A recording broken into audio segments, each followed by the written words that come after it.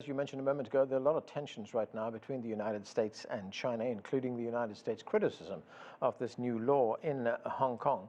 But a lot of it is tied to the presidential election, isn't it? And I'm wondering, do you think a lot of the tension will ease up once the election has taken place after November 3rd? Partly yes, but also no, because we know that because of this election, the two political parties, the GOP and the Democrats, will try to blame each other for so-called pro-China.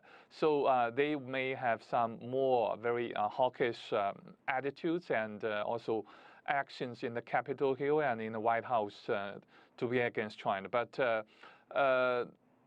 this kind of actions may be a little bit less after the election, but from another angle, I see some dangerous trend here in Washington. Some hawkish political leaders and also national security officers are looking at this Hong Kong national security law issue as an opportunity for them to further decouple with China. Right. They're utilizing this opportunity to further to strengthen their fight with China. That is very unfortunate. Let Hong Kong be Hong Kong. Let this issue not to be a part of a geopolitical rivalry between U.S. and China. Right. Yan Liang, on that point, the Chinese State Council and Foreign Minister Wang Yi, he's accused some countries of what he called blocking China's development by interfering in Hong Kong affairs using human rights as an excuse.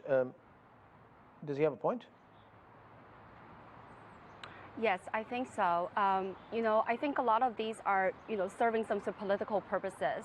It's clear that even though, the basic law does say that the national laws are not applied to Hong Kong, but there is a caveat, right, that the Annex 3, the laws that are pertinent to defense, to foreign affairs, and also relationships between the central government and Hong Kong, in these kinds of areas, the Chinese central government has a role to play. So I think there's no really legitimate protest or counteract from countries like the United States or UK accusing China for passing the security law for Hong Kong. But of course, the concern about how this law is going to be implemented, yeah. I think there are some valid concerns. So I think, the international community is watching closely, and I think, the Chinese government needs to make sure that this law is in accordance with the common law principle, and also make sure, things like appointing judges, right? Yeah. There is all concern about, whether foreign right. judges cannot be appointed, but in the actual text, there's nothing said about that.